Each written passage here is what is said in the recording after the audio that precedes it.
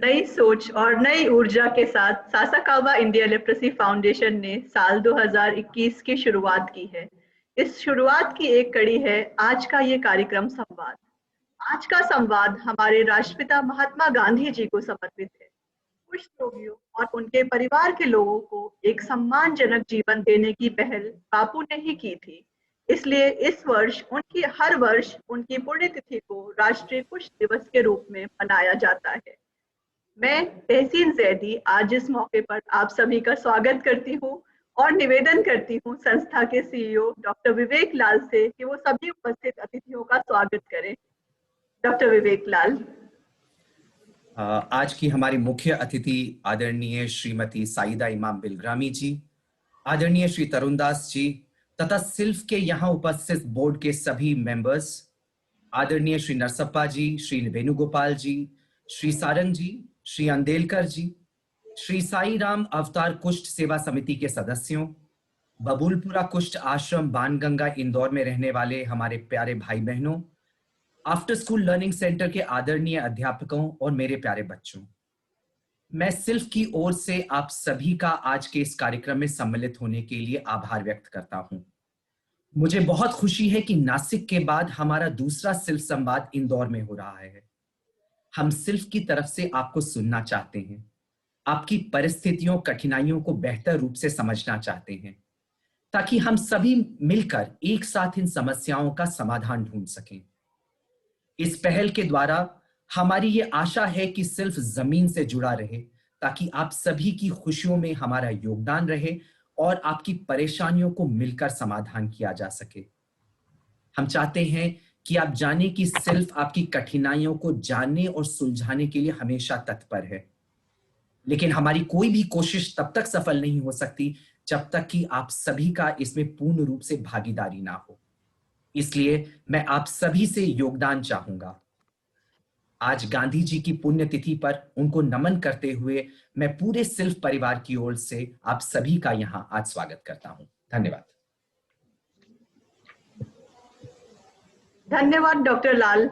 महात्मा गांधी का प्रिय भजन वैष्णव जन 15वीं शताब्दी के गुजरात के संत कवि नरसिंह मेहता द्वारा रचित एक अत्यंत लोकप्रिय भजन है। इसमें वैष्णव जनों के लिए उत्तम आदर्श और वृत्ति क्या है इसका वर्णन किया गया है। ये भजन गांधी जी के नित्य की प्रार्थना में सम्मिलित था।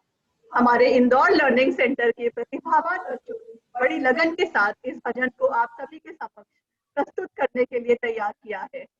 आइए सुनते हैं वैष्णव जन लर्निंग सेंटर के बच्चों से। उम्मीद है आपको उनकी ये प्रस्तुति पसंद आएगी।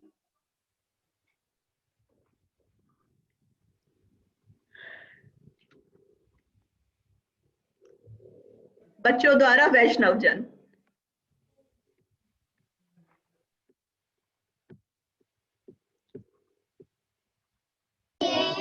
पीड़ पराई जाने रे, पर दुखे उपकार करे तो मन अभिमान ना आने रे। वैष्णव जन तो तेने कहिए, पीड़ पराई जाने रे। सकल लोग मां सहुने वंदे, निंदा न करे के नीरे। काज काज मन निश्चल राखे, धन धन जननी ते नीरे। वैष्णव जन तो तेने कहिए, पीड़ पराई जाने रे। सर्वदृष्टि ने कृष्ण त्यागी, परस्त्री जैने मात रे। जीवा थकी असत्य न बोले, पर धन न उछाले हाथ रे। वैष्णव जन तो तेने कहिए, पीड़ पराई जाने रे। मोह माया व्यापे नहीं जेने, दृढ़ वैराग्य जेना मन मारे। राम नाम शु तालिर लागे, सकल रक्षते नाम हमारे। वैष्णव जन तो तेने कहिए, पीड़ पराई जाने रे। वंडोहिनी कपट रहित छे, काम क्रोध निवार्या रे। भड़े नरसैयो तेनु दर्शन करता, कुल को तेरे गाया रे।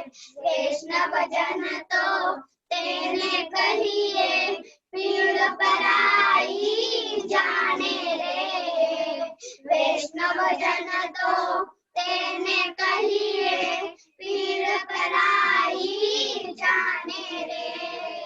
पर दुखे उपकार करे तो, मन अभिमान ना आने रे।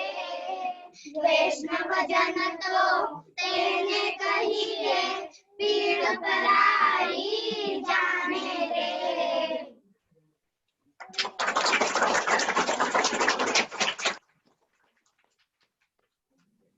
शाबाश बच्चों, बहुत ही अच्छा गाया। उम्मीद है बच्चों की ये प्रस्तुति आप सभी को पसंद आई होगी। कार्यक्रम को आगे बढ़ाते हुए मैं आमंत्रित करती हूँ सासाकावा इंडिया लेप्रेसी फाउंडेशन की नर्सिंग स्कॉलर सोनाली धकाते को, जो चोइथराम नर्सिंग कॉलेज इंदौर से बीएससी नर्सिंग कर रही हैं।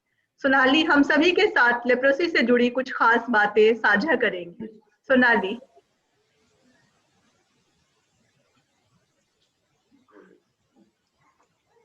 यहाँ पर बैठे आप सभी को मेरी तरफ से नमस्ते। मैं Sonali Dhakate BSc nursing 3rd year की छात्रा हूँ। जैसा कि आप सभी जानते हैं कि आज एंटी लेप्रेसी डे है और ये पूरे भारत देश में हर वर्ष 30 जनवरी को राष्ट्रीय कुष्ठ दिवस के रूप में मनाया जाता है। कुष्ठ रोग से पीड़ित लोगों की सेवा के लिए ये महात्मा गांधी की पुण्यतिथि पर हर साल मनाया जाता है। हम कुष्ठ रोग के बारे में जानेंगे। कुष्ठ रोग एक ऐसी बीमारी है जो कि माइकोबैक्टीरियम लेप्राe एक बैक्टीरिया का नाम है। उस बैक्टीरिया से ये बीमारी फैलती है। माइकोबैक्टीरियम लेप्राe, अगर हम इसको माइक्रोस्कोप में देखें तो ये रोड शेप का दिखाई देता है और ये बीमारी किसी भी एज में हो सकती है। ये बीमारी बच्चों को भी हो सकती है, बड़ों को भी हो सकती है और बुजुर्गों को भी हो सकती है। अगर हम मेल और फीमेल की बात करें तो ये मेल को भी हो सकती है, फीमेल को भी ये बीमारी हो सकती है। कुष्ठ रोग में क्या होता है, ये चर्म रोग बीमारी है। इसमें अगर हम इसके लक्षण की बात करें तो स्किन पर हमें लाल रंग के गहरे लाल रंग के धब्बे या चकत्ते इत्यादि दिखाई देते हैं तथा नसों में दर्द होने लगता है। हाथ और पैरों में सुन्नता या झुनझुनी होती है और चेहरे पर लाल रंग के सूजन या गांठ ऐसा टाइप दिखाई भी देता है। पहले दिखाई देता था लेकिन अब इतना नहीं है। अगर हम इसके बचाव की बात करें तो पहले लक्षण में ही ध्यान में रखकर हमें इसका बचाव कर लेना चाहिए। अब जैसे कुष्ठ रोग में क्या होता है कि घाव वगैरह हो जाते हैं तो उसको हमें उसकी प्रतिदिन ड्रेसिंग करना, घाव की ड्रेसिंग करना और जैसे फिजियोथेरेपी एक्सरसाइज भी हम कर सकते हैं। फिजियोथेरेपी एक्सरसाइजेस में क्या होता है, जैसे लेप्रेसी में उंगलियां थोड़ी सी टेढ़ी हो जाती है तो उसके पहले ही हमने कुछ फिजियोथेरेपी एक्सरसाइज कर ली तो उससे हम उसको बचा सकते हैं उस बीमारी को होने से। और हाइजीन को मेंटेन करें, अपने सराउंडिंग एरिया है उसको मेंटेन करें, पर्सनल हाइजीन को मेंटेन करें। अगर हम इसके इलाज की बात करें तो ये पूरे भारत देश में इसका इलाज जो है निःशुल्क है। जो राज्य सरकार है, केंद्र सरकार है, वो अपने अपने हॉस्पिटलों में जाकर मुफ्त में दवाइयाँ वितरण करती है और कई सारी एजेंसी से जो घर घर जाकर बताती है कि आपका इलाज चल रहा है और आपको दवाइयाँ लेनी है। तो ऐसे और कई सारी इसमें ट्रीटमेंट की अगर हम बात करें तो कई सारी इसमें दवाइयाँ निकली है, जैसे कि रिफाम्पिसिन है, डेप्सोन है, क्लोफाजिमाइन है। इन सारी मेडिसिन का हम यूज करके इसमें लेप्रेसी को ट्रीट कर सकते हैं।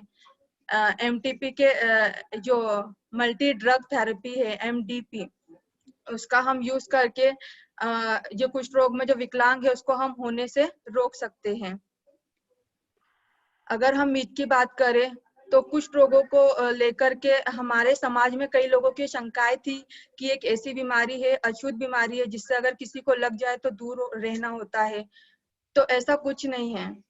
पहले ऐसे लोगों का मानना होता था, वो लोग उनसे हित भावना रखते थे, उनसे और उनके परिवार से भेदभाव करते थे, बहिष्कार करते थे उनका। और वो लोग कुछ लोग ये भी समझते थे कि ये माता पिता से बच्चों में फैलती है, लेकिन ऐसा नहीं है, ये वंशानुगत नहीं है, ये माता पिता से बच्चों में भी नहीं फैलती है।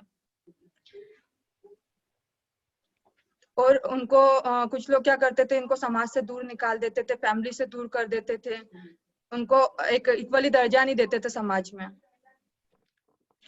तो कुछ लोगों ने क्या किया, कुछ लोग आश्रम में बसे, कुछ लोगों ने अपने संस्था में घर बसाए और भिक्षावृत्ति से अपना पालन पोषण वो करते थे। अगर हम जो कुष्ठ रोग से पीड़ित लोग हैं उनकी अगर सिचुएशन की बात करें, उसको हम कैसे बदल सकते हैं, तो यही है कि हम उनकी सिचुएशन को उनकी मदद करके, उनको उनकी सेवा करके, उनका इलाज सही तरीके से इलाज करवा के हम उनकी सिचुएशन को बदल सकते हैं।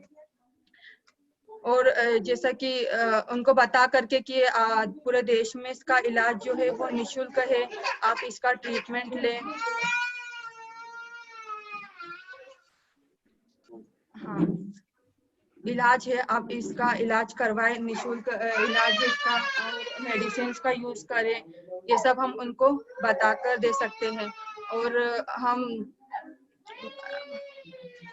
उनके जो बच्चे हैं उनको अच्छा एजुकेशन दे सकते हैं, ट्रेनिंग दे सकते हैं, कई सारी अदर फैसिलिटीज है हम बता के उनको दे सकते हैं, जिससे हम क्या है उनकी सिचुएशन को जो है वो चेंज कर सकते हैं। तो यही है कि हमको उनको समाज में इक्वली दर्जा देना है।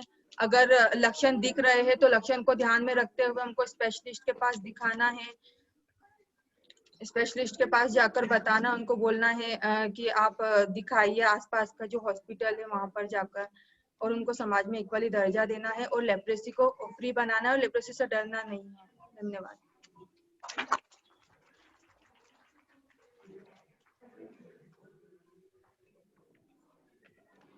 धन्यवाद सोनाली। कुष्ठ रोग के लिए जागरूकता बहुत जरूरी है। मैं आपका धन्यवाद दूंगी कि आपने हमें कुष्ठ रोग के बारे में बताया, और हमें बहुत ही अच्छा लगा कि आपने इसके बारे में इतनी सारी बातें जानी और दूसरे लोगों को भी बताई। इस प्लेटफॉर्म पे जितने लोग मौजूद हैं उन लोगों को भी काफी बातें समझ में आई, और मैं सबसे यही अनुरोध करूंगी कि इस जागरूकता को आगे बढ़ाना बहुत जरूरी है। कुष्ठ रोग से हम तभी लड़ सकते हैं जब हम जागरूक होंगे। जितना हम जागरूक होंगे उतना ही हम इस रोग से जल्दी लड़ सकेंगे। इसी का एक उदाहरण है, हमने आज अपने सोशल मीडिया पे एक छोटी सी फिल्म बनाई है, मिनिस्ट्री और WHO भी है उसमें, और हमने उसमें इसके साथ हमारे साथ शामिल हैं, हमने उसे डाला है। आप लोग जितने लोग भी सोशल मीडिया पे हो तो आप लोग जाके उस फिल्म को जरूर देखें। उम्मीद है आप लोगों को पसंद भी आएगी और उससे जागरूकता आगे बढ़ेगी। इसी के साथ मैं आमंत्रित करूंगी श्री सारंग जी को। सारंग जी एपैल के सचिव हैं। सारंग जी ने अपना पूरा जीवन कुष्ठ रोगियों और उनके परिवारों के जीवन को बेहतर बनाने में लगा दिया है। उन्होंने मध्य प्रदेश की कॉलोनियों का नेतृत्व करते हुए कई छोटी और बड़ी समस्याओं से कई कुष्ठ कॉलोनियों को निजात दिलाई है। मैं सारंग जी से निवेदन करूंगी कि वो हमारे सभी के समक्ष अपने विचार व्यक्त करें। सारंग जी, आपका स्वागत है और आप अपने विचार विमर्श करें।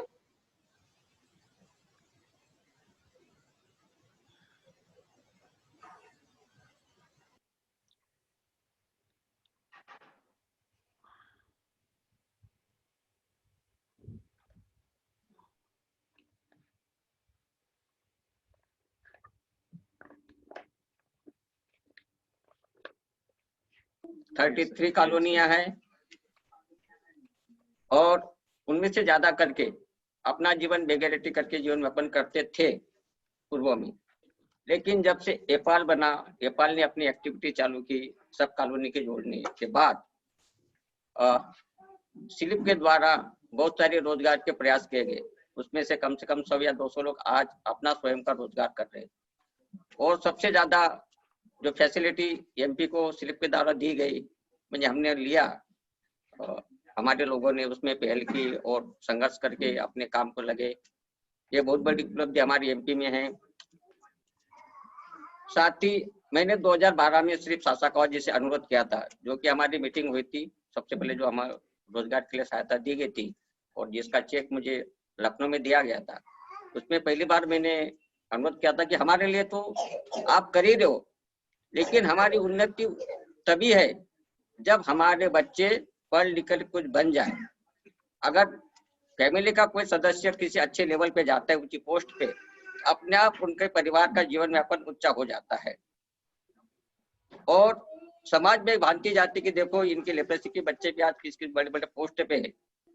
अगर बच्चा अगर आगे जाके सबको बोलेगा कि नहीं भी मैं इस फैमिली से निकला और आज इस पोजीशन में आके खड़ा हूँ, तो जाहिरान पूरे देश में गर्व की बात होगी। हमारे लिए एक कैंपेन भी हो जाएगा और एक छुआछूत का भेदभाव भी नष्ट हो जाएगा। और सासा कौर जी ने और स्लिप ने ये पहल की और आज कई सारे बच्चे नर्सिंग कर रहे हैं, इंजीनियर पढ़ रहे हैं और अच्छे अच्छे डिग्री पे भी है। और ऐसे ही निरंतर चालू रहे, ये हमारी आशा है कि नए ऊर्जा के साथ अभी उन्होंने आफ्टर लर्निंग स्कूल भी चालू किया, कंप्यूटर कोचिंग भी चालू की। उससे बच्चों को बहुत सारे फायदा होता है, क्योंकि हमारे बच्चे 1000 रुपया या 1500 रुपया हाई लेवल की कोचिंग नहीं कर सकते, जो हमें यहाँ मिल रही है। साथ ही जो गांधी जी का एक सपना था कि भी हमारा देश स्वावलंबी बने, उसी दिशा में सासा कौर फाउंडेशन काम करे हमारे देश में। जो गांधी जी का सपना को सही तरह से साकार करने की बात हो रही है, तो इसलिए बेहतर तरीके से उस पर काम करे। हमारी नेपाल की टीम भी उनके साथ लगी है कि नेपाल के वो लोग हैं कि जो लेप्रेसी के अफेक्टेड 700 कॉलोनियां हैं, उनके साथ मिलकर जो काम कर रहे हैं लेप्रेसी के साथ, वो सबसे बड़ी गर्व की बात है।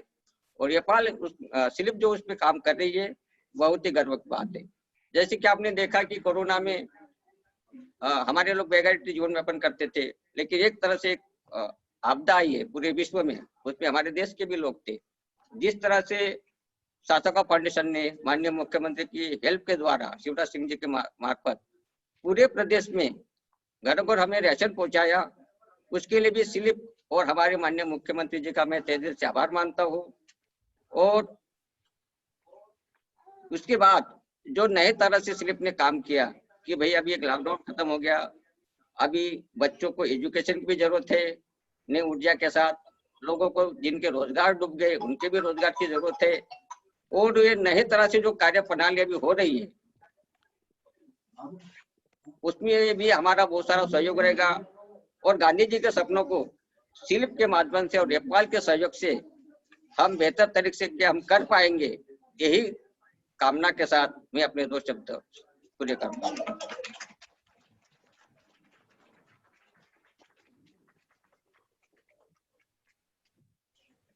धन्यवाद सारंग जी अपने विचार रखने के लिए।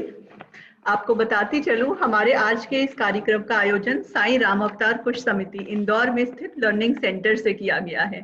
सासा कावा इंडिया लेप्रेसी फाउंडेशन द्वारा इस लर्निंग सेंटर की स्थापना वर्ष 2018 में की गई थी और इसका एकमात्र उद्देश्य था कॉलोनी के बच्चों को उनकी पढ़ाई में सहायता प्रदान करना। इसी लर्निंग सेंटर पर एक छोटी सी वीडियो हमने तैयार की है, जो हम आप सभी को दिखाना चाहते हैं। मैं अपने साथी आफ्ताब से आग्रह करूंगी कि वो वीडियो को प्ले करें और देखते हैं हम लोग साथ में इस छोटी सी वीडियो को।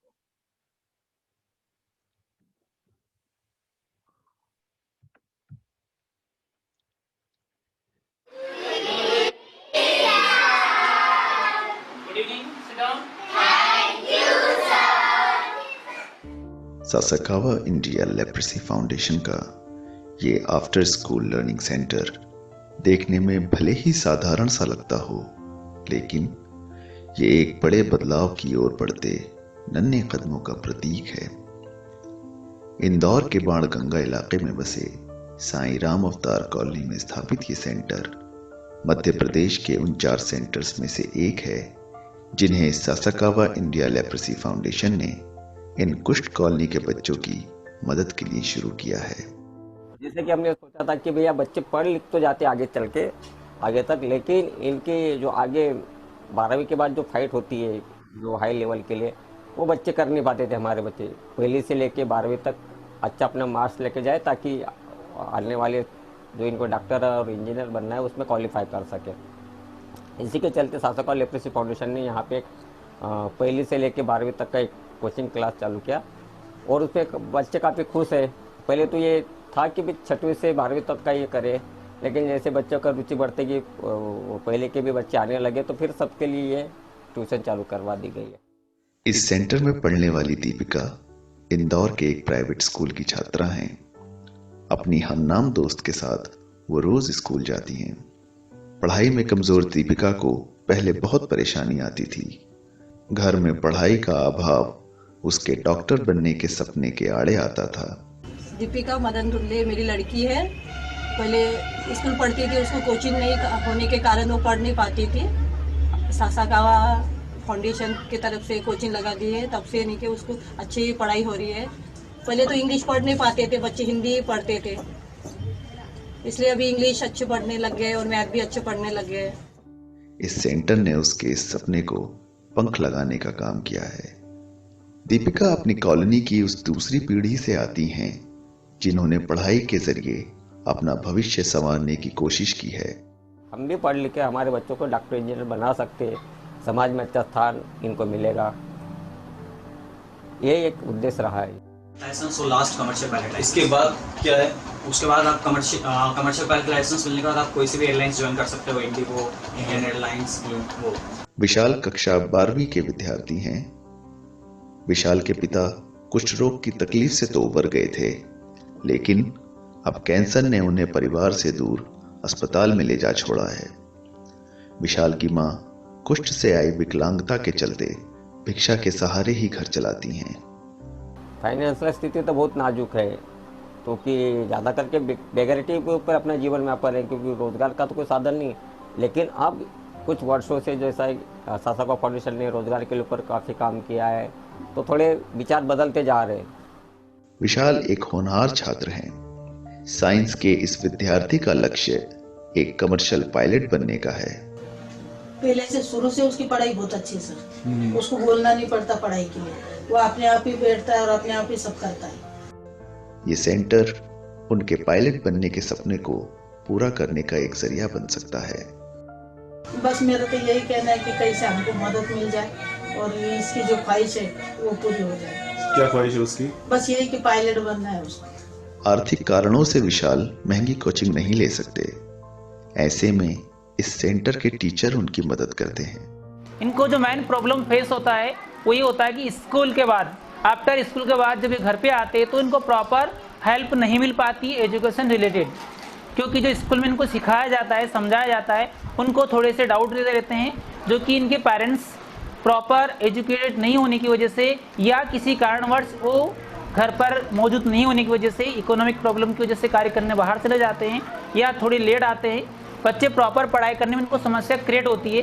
यहाँ आकर ये अपनी प्रॉब्लम को सॉल्व करा सकते हैं। ये सेंटर इस कॉलोनी में उम्मीद की एक किरण लेकर आया है। स्कूल के सेंटर पर अब कंप्यूटर ट्रेनिंग की सुविधा भी दी जा रही है। 2 वर्ष पहले NIIT फाउंडेशन की सहायता से यहाँ होल इन द वॉल की सुविधा भी दी जाने लगी है। ये बच्चों को कंप्यूटर की ओर आकर्षित करती है एवं उनके बौद्धिक विकास में मदद करती है। मेरा नाम संजय है, मैं क्लास 5वीं में पढ़ता हूँ। पहले मुझे कंप्यूटर चलाना नहीं आता था, पर अब मुझे आ गया है और अब मैं कंप्यूटर के सवाल भी सॉल्व कर लेता हूँ। मेरा नाम है जानवी सैनी, मैं कक्षा 6 में पढ़ती हूँ। मैं आपको पेंटिंग खोलना सिखाती हूँ, कैसे खोलते हैं।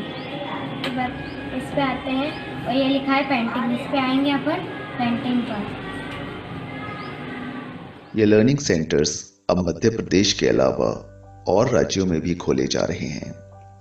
कुष्ठ कॉलोनियों में रहने वाले इन बच्चों के बेहतर भविष्य के लिए ये सासाकावा इंडिया लेप्रेसी फाउंडेशन द्वारा किए जा रहे कई प्रयासों में से एक है। उम्मीद है आपको ये छोटा सा हमारा काम पसंद आया होगा। बताती चलूं कि हमारे साथी आफ्ताब पाशा ने इसको अपनी आवाज दी है और बहुत मेहनत के साथ इसे तैयार किया है। इसी के साथ मैं आमंत्रित करूंगी श्री वेणुगोपाल जी को, जो कि association of people affected by leprosy के उपाध्यक्ष हैं। वेणुगोपाल जी ने सदैव ही सासा काव्या लेप्रेसी फाउंडेशन के सभी कार्यों में अपनी सहभागिता दी है और हमारा मार्गदर्शन भी किया है। एपैल में बतौर उपाध्यक्ष उन्होंने कॉलोनियों के लिए निरंतर कार्य किया है और यही प्रयास किया है कि सभी कुष्ठ कॉलोनियों में रहने वाले लोगों के जीवन को बेहतर बनाया जा सके। मैं वेणुगोपाल जी से आग्रह करूंगी कि वो हम सभी से अपने विचारों को साझा करें। वेणुगोपाल जी। धन्यवाद। माननीय doctor Shri Vivek Lal ji, executive director सिल्फ, doctor mister Das ji, chairman, एवं सभी बोर्ड के सदस्यगण, आप और हमारे सभी कुष्ठ पीड़ित भाई बहनों को मेरा सादर प्रणाम। आज हमारे राष्ट्रपिता महात्मा गांधी जी के निर्वाण दिवस पर, जिसने कहा था कि कुष्ठ रोगियों की सेवा मेरा रहा हुआ कार्य है, और इसको पूरा करने के उद्देश्य से आज के दिन कुष्ठ निवारण दिवस के रूप में मनाया जाता है। मनाने का मान्यता क्या है, क्यों? क्या केवल गांधी जी को फूल अर्पण करने से हो जाता है? नहीं, सही में क्रियान्वयन करे कुष्ठ रोगियों की उत्थान के लिए। और इस अवसर पर सासकावा इंडिया लेप्रेसी फाउंडेशन ने सिर्फ संवाद कुष्ठ कॉलोनियों तक पहुंचने का एक पहल की इस कार्यक्रम के आयोजन कर रही है, जिसमें मुझे भी अपना विचार व्यक्त करने का अवसर प्रदान किया, जिसके लिए मैं बहुत बहुत धन्यवाद देता हूँ। हमारे धर्मपिता श्री योही सासकावा जी द्वारा स्थापित दो संस्था है, एक एपल, एक सासकावा इंडिया लेप्रेसी फेडरेशन है।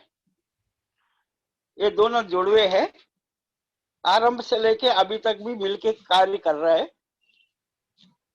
सबसे पहले एपल ने पूरी देश में सर्वे करके कुष्ठ रोगियों की एक प्लेटफॉर्म पर ले आया, और इसकी उपरांत सिर्फ हम लोग की पुनर्वास के लिए कार्य करना आरंभ किया, क्योंकि ज्यादातर लोग भिक्षाटन पर ही निर्भर थे। तो इस तरह का केवल हम लोग की रोजगार देने के अलावा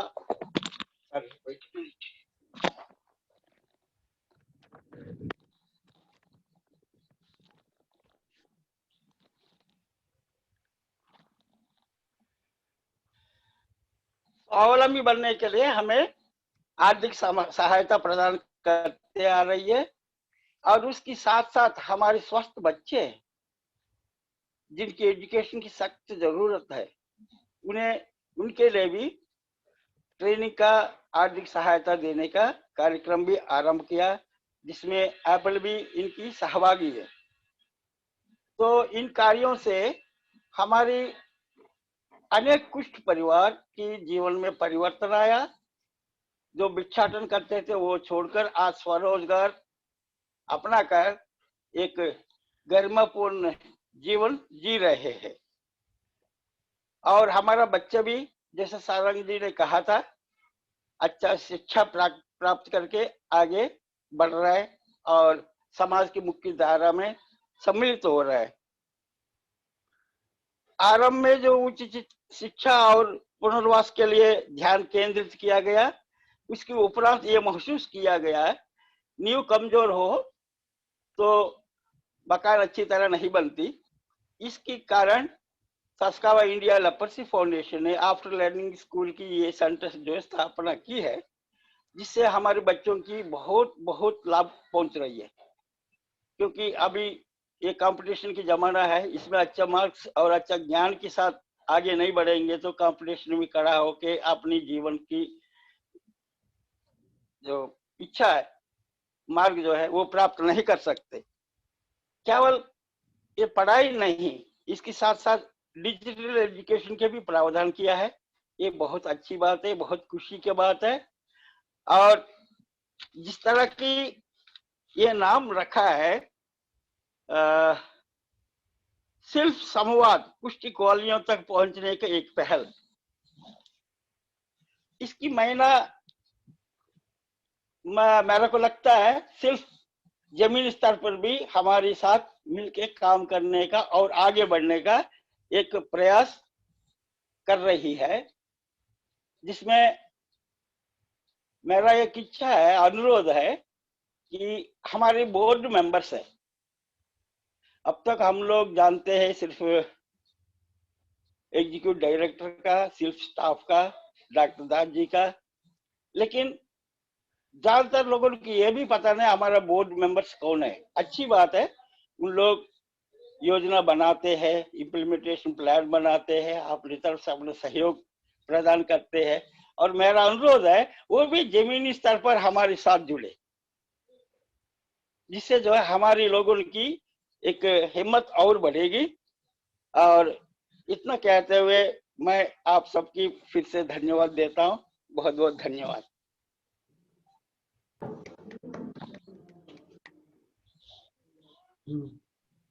धन्यवाद वेणु गोपाल दी। सिल्फ का एकमात्र उद्देश्य है प्रतिभावान बच्चों को आगे बढ़ाना, उनके सपनों को पूरा करना, उनको आगे लाना और समाज में उन्हें और उनके परिवार को एक सम्मानजनक स्थान प्रदान करना। हम इसका निरंतर प्रयास करते रहेंगे और जिस तरह से भी जो भी कोशिश होगी वो पूरी कोशिश करके चाहेंगे कि बच्चे पढ़ें, आगे बढ़ें और अपने माँ बाप का नाम रोशन करें, समाज में एक सम्मानजनक स्थान मिले उन्हें। इसी आशा के साथ मैं कहूंगी कि हमारे बच्चे बहुत प्रतिभावान हैं, लेप्रोसी कॉलोनी में रहते हुए भी उनकी बहुत अभिलाषाएं हैं, बहुत आगे बढ़ना चाहते हैं। इसी प्रतिभा को एक रूप देने के लिए कल हमने 29 जनवरी को संस्था ने इंदौर के लर्निंग सेंटर पर एक पेंटिंग प्रतियोगिता का आयोजन किया था। इस प्रतियोगिता का विषय था बापू के सपनों का भारत। इस प्रतियोगिता में 10 से 16 वर्ष के बच्चों ने भाग लिया। सभी बच्चों ने अपनी कला का बहुत ही अच्छा प्रदर्शन किया और ऐसे में बहुत ही मुश्किल होता है फर्स्ट सेकंड प्राइज देना या ये बताना कि कौन सा सबसे अच्छा होगा, लेकिन क्योंकि बच्चों को मोटिवेशन भी देना है, उन्हें बताना भी है कि उनका मैसेज सही लोगों तक पहुंचा, तो हम लोगों ने फर्स्ट सेकंड थर्ड, पहला दूसरा तीसरा ऐसा कुछ भी नहीं, बस 3 प्राइज रखे हैं, जो मैं चाहूंगी अपने साथी सचिन पाटूदार उनसे अनुरोध करूंगी कि वो विजेताओं को पुरस्कार दें और बच्चों का उत्साहवर्धन करें, और सभी बच्चों का, ना कि इन 3 बच्चों का, क्योंकि सभी बच्चों ने बहुत अच्छा काम किया। हमारे लिए भी मुश्किल हो गया था ये देखना कि किसने कितना अच्छा किया। इन 3 बच्चों के नाम है दिव्यांशी, दुर्गा गणेश और अंतिम सोलंकी। सचिन जी अगर आप दिखा सकें और बच्चों को भी दिखा दें तो बहुत ही अच्छा रहेगा।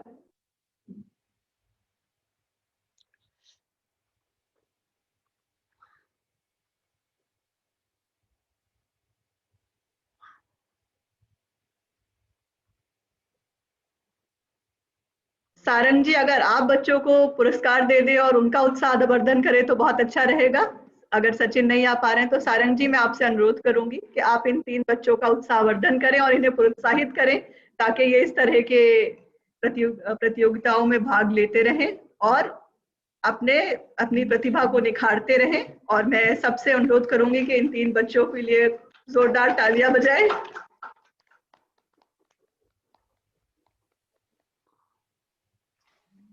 इन 3 बच्चों के नाम है दिव्यांशी, दुर्गा गणेश और अंतिम सोलंकी।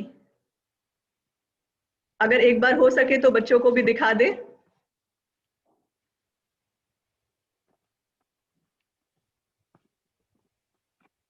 आफ्ताब थोड़ा सा हम पेंटिंग्स दिखा सकते हैं क्या फिर से? ये दिव्यांशु की पेंटिंग है जिसपे उन्होंने एक मैसेज भी दिया है और कुछ दिखाने की कोशिश की है। उम्मीद है आप लोगों को अच्छी लगेगी। दूसरी ये दुर्गा गणेश की पेंटिंग है। गांधी का स्वच्छ भारत, मुझे इसका एक मैसेज दिख रहा है। और ये अंतिम सोलंकी की है जिन्होंने आई थिंक स्वच्छ भारत की बात की है, और इंदौर में रहते हुए स्वच्छ भारत की बात क्यों ना करेंगे, क्योंकि इंदौर सबसे साफ सिटीज में से माना जाता है। सो एक बार फिर इन बच्चों के लिए चाहूंगी कि तालियां बजाएं हम लोग और हम अपने नेक्स्ट दूसरे चरण में आगे बढ़े।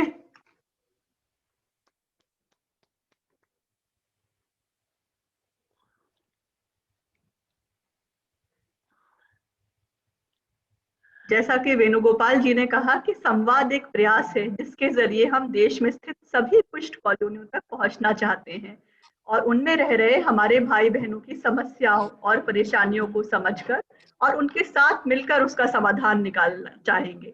हमारे साथ आज मौजूद हैं श्री यादव राव आंडेलकर जी, जो इंदौर में स्थित कॉलोनियों का नेतृत्व करते हैं।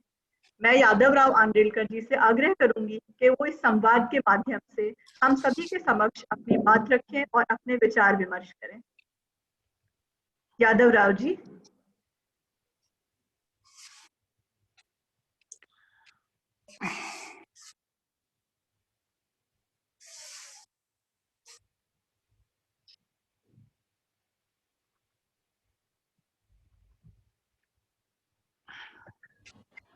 अनम्यूट कर ले Tehseen, if you can just tell. या सचिन जी, अगर आप इनको अनम्यूट कर दें क्योंकि आवाज नहीं आ पा रही है हम तक। अनम्यूट है। जी जी, तो यादव राव जी आप अपनी बात को रखें, हम लोग सब आपको सुन रहे हैं। धन्यवाद देता हूँ मैं। जो हमारे आश्रम में जो आज कार्यक्रम आयोजित किया गया है, आज 30 जनवरी है, राष्ट्रपिता महात्मा गांधी, इनकी पुण्यतिथि पूरे देश भर विश्व भी मनाई जाती है। जो महात्मा गांधी ने जो अपने देश के लिए जो बलिदान किया है वो कभी भुला नहीं जाएगा। आज के दिन 30 जनवरी को महात्मा गांधी देश के लिए बलिदान किया है। बलिदान दिन भी उस दिन को भी मनाया जाता है एवं आज से कुष्ठ सप्ताह ही मनाया जाता है। गांधी जी ने, महात्मा गांधी जी ने जो कुष्ठ रोग एक परशुरी शास्त्री थी, उनकी कुछ सेवा किया है। उसी उपलक्ष्य में जो कुष्ठ रोग में जो पीड़ा होती है, वो दुख दर्द होता है, उन्हें नजदीक से देखा है, उनसे समझाया कि कुष्ठ रोग की क्या पीड़ा होती है, क्या दर्द होता है। उसे उसी तरह से देश में, शहरों में, देहातों में जो लोगों के मन में, समाज में जो घृणा है कुष्ठ रोगी से, वो दूर हो, इसलिए कुष्ठ सप्ताह मनाया जाता है और लोगों को जागरूक किया जाता है। कहा कुष्ठ रोग अपने समान ही एक है, छुआछूत से इससे दूर रहे, इनको जो दुख है, इनकी पीड़ा है, उसको समझे। आज ही पीड़ित है, कल इनके सक्षम हो जाएंगे, अपने खुद स्वयं का अपने पैर पर खड़े हो जाएंगे। इसी तरह पूजनीय दलाई लामा सदाकर्ता के माध्यम से हमारे स्कॉलरशिप हमारे बच्चों को, ये कुष्ठ पीड़ित कोई बच्चे हैं जो उनके बच्चों की पढ़ाई नहीं करवा सकते, खुद का जीवन यापन करने में उनकी परेशानी आती है। पढ़ाई की तो बात अलग ही होगी, लेकिन उनके माध्यम सदाकर्ता के माध्यम से जो हमारे बच्चों को पढ़ाई के लिए जो आर्थिक सहायता दी जाती है वो सराहनीय है। आज हमारे बच्चे बड़े बड़े पोस्ट पर पहुंचे केवल सदाकर्ता के माध्यम से पहुंचे। जैसे हमारी स्थिति नहीं होती कि हमारे बच्चे अच्छे पढ़े, अच्छे एजुकेशन ले, लेकिन आज हमारे बच्चे अच्छे पढ़े हैं और पढ़ रहे हैं। उनके लिए हमारे आश्रम में, समिति में कोचिंग क्लास भी लिया जा रहा है, कंप्यूटर भी, ताकि जो बच्चे पढ़े कुछ सक्षम बने। उसी तरह हमारे कुष्ठ भाई बहन है, भविष्य जीवन यापन करते हैं, उनको अच्छा नहीं लगा, उन्हें इनको रोजगार देना जरूरी है, स्वावलंबी बने, आत्मनिर्भर बने। इसलिए शासन के माध्यम से हमारे कुष्ठ भाई बहनों को रोजगार के लिए आर्थिक सहायता दी जाती है और ताकि अपने जीवन पर पैर पर खड़े हो जाए, अपने स्वावलंबी जीवन जी ले, स्वाभिमान से रहे, आत्मनिर्भर बने। मुझे भी, मैं खुद शासन से लोन लिया और मैं खुद रोजगार करता हूँ। इसके पहले मैं खुद सोच में पड़ा था कि मैं कैसा जीऊं, कब तक ये विषय पर जीवन यापन करूं। आगे की स्थिति नहीं थी, लेकिन सार जी के माध्यम से जो हमारे आश्रम में पूरे स्टेट में जो उन्होंने अथक प्रयास किया, जो इनकी भिक्षावृत्ति बंद करके इसको रोजगार करें ताकि अपने पैर पर खड़े हो सके, समाज को एक संदेश दे सके का सार्थक के माध्यम से जो कुछ रोगियों को स्वरोजगार के लिए सहायता दी जाती है और अपने स्वावलंबन जिए, आत्मनिर्भर बने। मैं खुद स्वयं रोजगार करता हूँ, रेडीमेड कपड़े में शरीर से विकलांग हूँ, लेकिन अभी मैं आत्मनिर्भर बना हूँ। मुझे अभी किसी के सामने सर झुकाने, हाथ फैलाने का अवसर नहीं है। मैं खुद रोजगार करता हूँ, स्वाभिमान से जीता हूँ और दूसरे को भी बताता हूँ। हमारे आश्रम में बहुत से जन को रोजगार के लिए रोजगार मुहैया कराया गया है, धन दिया गया है, उससे रोजगार करते हैं। हमारे कई कपड़े का रोजगार करता है, कई मसाले का व्यवसाय करता है। इसी तरह मैं सादा कावड़ जी का भी धन्यवाद देता हूँ, जो उनके सारंग जी ने बहुत प्रयास किया कि ताकि सब रोजगार करे, आत्मनिर्भर बने, स्वावलंबी बने। इसी तरह मैं धन्यवाद देता हूँ सादा कावड़ जी का और जो टीम है, जो सादा कावड़ जी की टीम है, जो हमारे स्टेट में काफी 10-15 साल से सतत प्रयास कर रहे हैं। उसमें से संजीव सर है, अतुल सर है, एजुकेशन के जो अपने तंजील सर है, अल्ताफ सर है, इनका अथक प्रयास है हमारे बच्चों को, कुछ रोगियों को, ताकि आत्मनिर्भर बने, स्वरोजगार करे, किसी के सामने हाथ न फैलाए, स्वाभिमान से जिए, आत्मनिर्भर बने। इतने बोल के अपना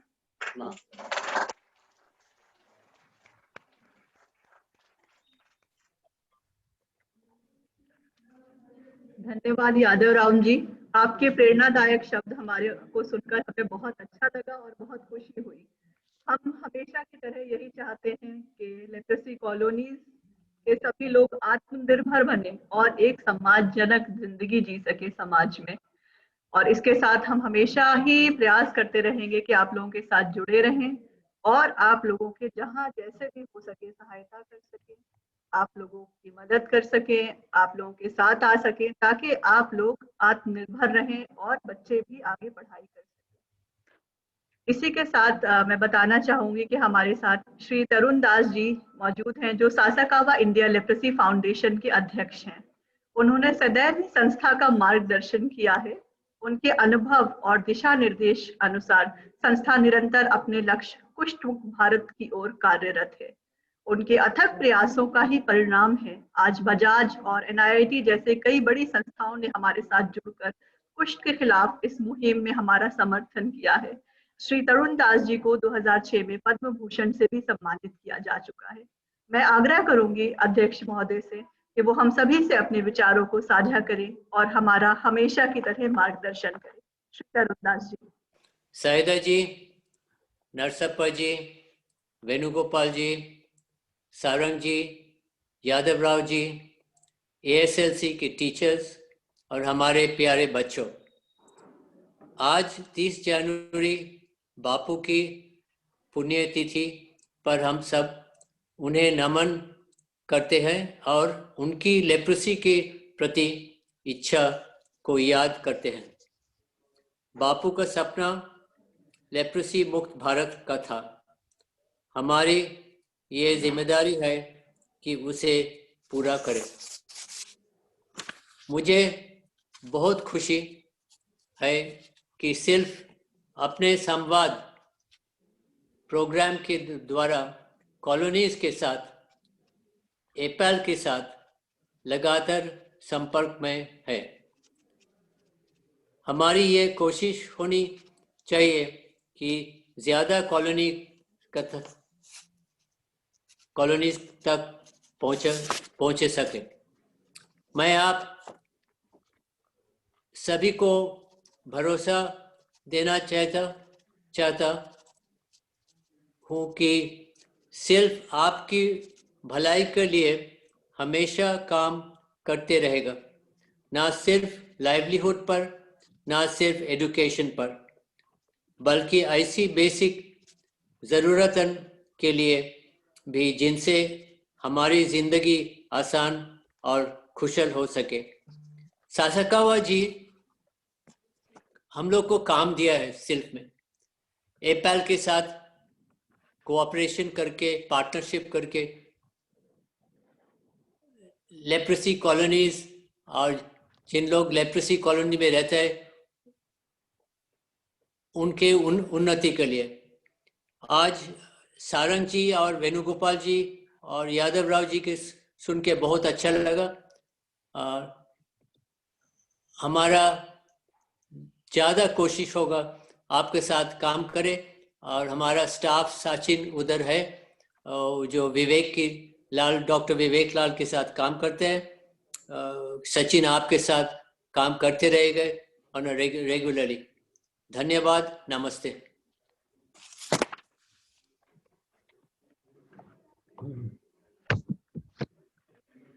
धन्यवाद अध्यक्ष महोदय, धन्यवाद अपने शब्दों के लिए और अपने आश्वासन के लिए। उम्मीद है इसी के साथ हम अपने नए संवाद के साथ जल्द ही आप लोगों से फिर मिलेंगे। मुझे बहुत ही खुशी है कि आज हमारे साथ मुख्य अतिथि के रूप में श्रीमती सैयदा इमाम बिलग्रामी जी मौजूद हैं, जो सासाकावा इंडिया लेप्रेसी फाउंडेशन के बोर्ड ऑफ ट्रस्टीज की सदस्य हैं। श्रीमती बिलग्रामी इमाम एक भारतीय लेखक हैं और फिल्म निर्माता भी हैं। सैयदा जी को उनके साहित्यिक योगदान के साथ साथ सामाजिक गतिविधियों के लिए कई राष्ट्रीय और अंतर्राष्ट्रीय पुरस्कारों से सम्मानित किया गया है। उनके कुछ कामों को कांस और न्यूयॉर्क जैसे फिल्म समारोह में दिखाया गया है। बतौर विज्ञापन पेशेवर सैयदा जी को इंदिरा सुपर अचीवर अवार्ड से भी सम्मानित किया गया है। मैं श्रीमती सैयदा इमाम जी से अनुरोध करती हूँ कि हम सभी के समक्ष अपने विचार व्यक्त करें। Am I audible? Yes, ma'am, you are audible. Yes. Good. अच्छा, मैं ये शुरुआत करना चाहती हूँ कि मेरा इंदौर से बहुत खास लगाव है। वो शायद डॉक्टर लाल को नहीं पता है, डॉक्टर दास को नहीं पता है, लेकिन बहुत खास लगाव है। इसलिए कि हम तो रहे हैं सारे शहरों में भारत के और काम किया है सारे शहरों में, लेकिन हमारे पिताजी का जन्म इंदौर में हुआ। तो मुझे तो ऐसा लगता है कि आप लोग हमारे भाई बहन हैं। इस नाते तो आप हमारे बिल्कुल भाई बहन हैं। तो आज बात करते हुए आपसे बहुत ज्यादा मुझे खुशी लग रही है। और मैं ये भी कहना चाहूंगी, आपसे चेतावनी समझिए या खुशखबरी समझिए कि मैं भाषण नहीं दूंगी, मैं बातचीत करना चाहती हूँ आपसे बहन होने के नाते। और उसके अलावा इसलिए कि आज का दिन मैं पूछना चाहती हूँ आपसे कि किस लिए हम इसको इतने उत्साह से मनाते हैं। क्यों नहीं हम शोक में गुम हो जाते हैं कि भाई हमारे महात्मा, जो कि दुनिया में कोई इस तरह का आदमी पैदा नहीं होता है, उसको खत्म कर दिया गया उस दिन। हम मायूस क्यों नहीं होते? हम परेशान होके आंसू बहाते क्यों नहीं? हमको उन्होंने क्या प्रेरणा ऐसी दी है कि हम सब उस रोज कुछ और ही सोचते हैं कि हम कुछ करके दिखाएंगे। हम मायूस नहीं होंगे, हरगिज हम मायूस नहीं होंगे। तो उसी प्रेरणा को लेकर के अजीब बात तो यह है कि सासाकावा सान, जो कि बहुत दूर बैठे, जापान में बैठे, उन तक की प्रेरणा पहुंच जाती है। और सिर्फ की शुरुआत इसी तरह होती है कि भाई दुनिया में इसका इलाज लिया जाए, पहले आना चाहिए। पहली बात तो यह है कि इसको हटाना चाहिए, तो उसके इलाज के पीछे पड़ जाते हैं। उसको कायम तौर से 1983 जब भी हुआ था वो निकल आता है। उसके बाद उनका ये संदेश हो जाता है कि भाई अब बताया जाए लोगों को, इलाज फौरन कर लें और उसके बाद उन पे कलंक का कोई सवाल नहीं होता। तो इसमें जब इंसान काम में लग जाता है तो मायूसी की कोई जगह नहीं होती। और ये हम लेकर के आगे बढ़ते हैं और बड़ी खुशी से आगे बढ़ते हैं। और आज का जो सबूत है, आज के जो पेंटिंग का एग्जिबिट शो, ये हर आदमी जो बात किया है, सचिन जी जो बात की है, उसमें सब ये छिपा हुआ है कि संदेश जो बाबू का है वो हमारे दिलो दिमाग में उतर के आ गया है और उसी तरह हम लेकर के चलते हैं। वही प्रेरणा है जिसकी वजह से सिर्फ संवाद बना है। आप देखेंगे कि हम लोग तरह तरह की कोशिश करते हैं, ये नहीं कि सिर्फ संवाद, सालों से तरह तरह की कोशिश की जाती है, मगर संदेश ये है कि हम साथ चलना चाहिए। आप उधर और हम इधर, ये इससे कोई ज्यादा फायदा नहीं होगा, फायदा लेकिन आधा फायदा होगा। हमको पूरे से भी ज्यादा फायदा चाहिए। तो इसलिए सिर्फ संवाद। और हम कहते हैं कि ये हमारी एक आदमी की बस की बात नहीं है, इसमें आपका जुड़ाव बहुत बहुत इसमें उसकी महानता है। तो अब हम देख रहे हैं आज कि उसका सबूत भी मिल रहा है। वो डॉक्टर लाल खुसूसन चूंकि मेडिकल आदमी हैं, उनका लगाव ये बतलाने में, डिटेल बताने में, लोगों से हर तरह के गवर्नमेंट के लोगों से मिलने, आपसे मिलने, हमसे बात करने में उनका जो कहना होता है वो उस पर सबको यकीन आता है। क्योंकि एक जब डॉक्टर एक बीमारी के बारे में बात करता है तो उसमें ज्यादा सबूत नजर आता है। तो आज हम कहीं एक अच्छी जगह पहुंच गए हैं। मैं आपको बताऊं एक चीज इंदौर के ताल्लुक के बारे में कि ये प्रेरणा जो सासाकावा साहब किसान के दिल में भी बहुत जागी हुई है, उन्होंने हमको ले गया, कौन से साल मुझे याद नहीं है मगर 5-6 साल की बात है कि हम इंदौर आए हैं। हम इंदौर गए हैं, उनके साथ चारपाई पे आप लोगों के साथ बैठा है, हमने बातचीत हुई हमारी। उसके बाद हमने एक बहुत ही अच्छी कोई टेक्सटाइल की दुकान, कोई साड़ियों की दुकान जो कि महिलाएं चलाती हैं, वहाँ पर हम गए, कोई छोटी सी फैक्ट्री देखी, बच्चों का स्कूल देखा। तो इंदौर से हम कह रहे हैं ना कि वो तस्वीर मेरे सामने आती है कि वहीं पर ये सब हो रहा है। और आज आप लोगों को देख करके और वो बच्चों को गाते हुए देख करके बहुत ही हमको मतलब उसका असर हुआ है। और ये काम जो आप लोग बात किए जा रहे हैं कि आगे बढ़ने के लिए एजुकेशन का लेकर के, NIIT के कनेक्शन का लेकर के, बजाज के कनेक्शन का लेकर के, और सबसे बड़ी बात हम बताएं आपको कि एक तो होता है कि ख्वाहिश एक इंसान की होती है, वो ख्वाहिश पूरी करने के लिए एक चीज की जरूरत है, सख्त जरूरत है, वो ट्रेनिंग की। और ये आज जो बात शुरू हुई है उसकी और आगे बढ़ सकती है, वो संवाद के थ्रू बहुत ज्यादा अच्छे से बढ़ सकती है, और तरह तरह से बढ़ सकती है। हम ये चाहेंगे कि हर, जैसे कि पेंटिंग का एग्जीबिशन हुआ, हर इंसान के पास एक कोई हुनर है, छिपा हुआ है या बाहर है, ये किसी को नहीं पता। उसको बाहर लाना अगर हम अपनी जिम्मेदारी समझ लें, उस पर हम अगर जुट के काम करें, तो आप देखिए कि इतनी हम लोग खुशियां बढ़ा सकते हैं।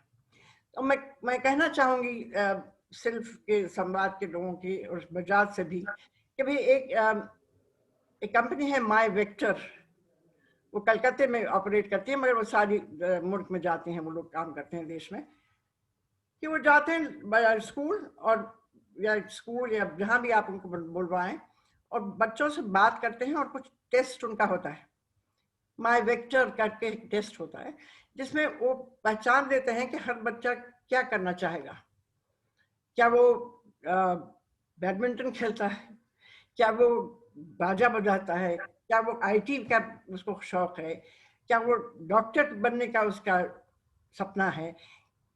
सपने के अलावा उसकी काबिलियत क्या है, उसमें उसकी निधि, उसकी क्या काबिलियत है, वो जान पाते हैं। और उसके बाद वो कहते हैं कि भाई 2 चॉइस देते हैं कि बच्चा ये भी कर सकता है और वो भी कर सकता है।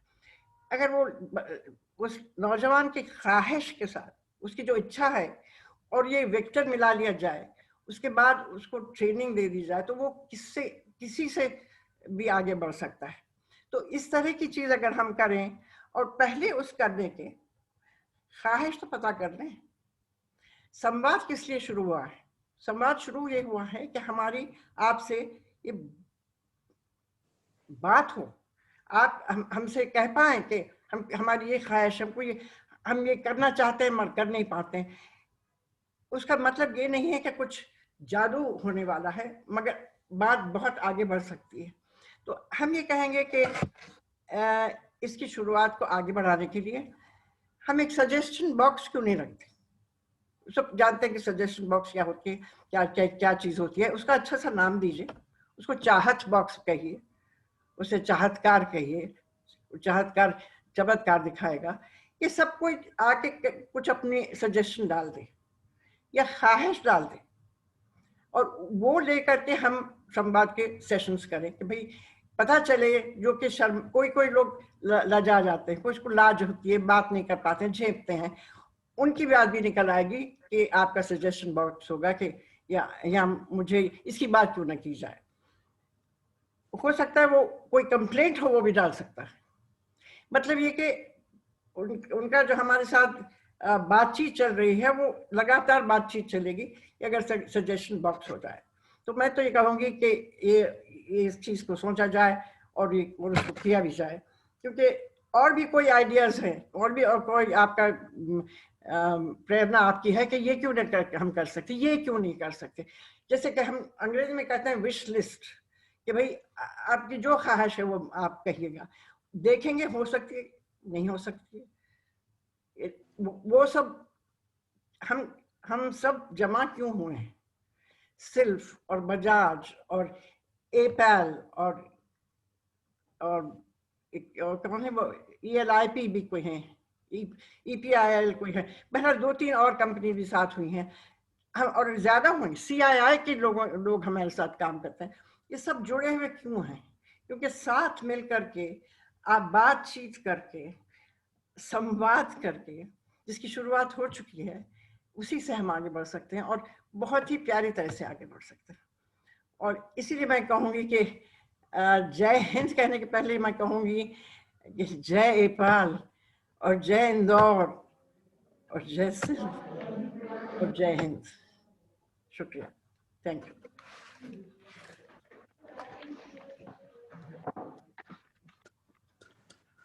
धन्यवाद साइदा जी, अपने उत्साहवर्धक शब्दों के लिए, सबके बीच एक अलग ही खुशी को उजागर करने के लिए, एक उत्साह को बढ़ाने के लिए। आपके शब्द बहुत ही प्रेरणादायक हैं और बहुत सारी चीजें हमने सीखी इससे। माई वेक्टर एक बहुत ही अच्छा टूल है मेरे ख्याल से, इसके बारे में आपने बताया और इस चीज को हम आगे भी बताते रहेंगे, इससे हम सबका बहुत ही फायदा होने वाला है। चाहतकार भी एक बहुत ही अच्छा सुझाव है जिसको हम कोशिश करेंगे कि इसको जल्दी से कर सकें कॉलोनियों में, और बहुत ही अच्छा रहेगा इन सारी चीजों के साथ। सबसे बड़ी बात, आपके प्रेरणादायक शब्दों को सुन के हम सबको बहुत ही अच्छा लगा, बहुत ही खुशी हुई। धन्यवाद आपका कि आपने हम सबका उत्साहवर्धन किया। इसी के साथ बिना किसी विलंब के, आप लोगों का बिना ज्यादा समय लिए हुए, मैं अपने सहयोगी सचिन पाटीदार जी को आमंत्रित करूंगी, जो कि इस वक्त इंदौर में मौजूद हैं। सचिन, अगर आप इस वक्त मुझे सुन सकते हैं तो अपना धन्यवाद प्रस्ताव दे, जो कि आप इंदौर में कॉलोनी में हैं, आप सबके बीच हैं, तो अच्छा रहेगा। सचिन जी, धन्यवाद तेसिन जी। सर्वप्रथम मैं इस कार्यक्रम के मुख्य अतिथि सिल्फ बोर्ड ऑफ ट्रस्टीज की सदस्य सईदा मैडम, आपका बहुत बहुत आभार व्यक्त करता हूं। साथ ही सभी गणमान्य अतिथिजन का बहुत बहुत आभार व्यक्त करता हूं कि आप सभी ने अपना कीमती समय निकालकर इस कार्यक्रम की सफलता के लिए सहयोग प्रदान किया, सहभागिता की। सिर्फ संवाद जो कार्यक्रम है, एक सोच कि हम कॉलोनी के लोगों के साथ में बात करें, उसी को सार्थक करने में सहयोग करने के लिए और इस कार्यक्रम की सहभागिता करने के लिए सम्मानीय श्री वेणुगोपाल जी, उपाध्यक्ष एपल, श्री नरसप्पा जी, सम्मानीय श्री तरुण दास सर, चेयरमैन सिल, सम्मानीय श्री सारंग जी, सचिव एपल, सम्मानीय श्री यादव राव जी, कॉलोनी लीडर हैं जो इंदौर की कॉलोनियों का नेतृत्व करते हैं, सम्मानीय श्री सतीश चौधरी जी, लेप्रा सोसाइटी से, जो अभी हमारे साथ में यहाँ पर उपस्थित हैं, सम्मानीय डॉक्टर जैन सर, जो कि सेंटर पर अभी हमारे साथ उपस्थित है और मेडिकल ऑफिसर है इस क्षेत्र से, साथ ही मनीष जी, जो कुष्ठ कार्यकर्ता है शासकीय विभाग से, आशा कार्यकर्ता रेखा जी, मंजू जी, प्रीति जी, और इंदौर की अन्य कॉलोनियों से यहाँ पर साथ में आकर के इस कार्यक्रम की शोभा बढ़ाने वाले हमारे सभी कॉलोनी लीडर्स, रहवासी बंधु और सभी बच्चों का मैं तहे दिल से आभार व्यक्त करता हूं कि सिल्फ के इस संवाद कार्यक्रम की सफलता के लिए सभी ने अपनी सहभागिता दी। और इसी के साथ कार्यक्रम को अंतिम समाप्ति की ओर ले जाते हुए आप सभी को बहुत बहुत आभार व्यक्त करता हूं। धन्यवाद। आपका दिन शुभ हो।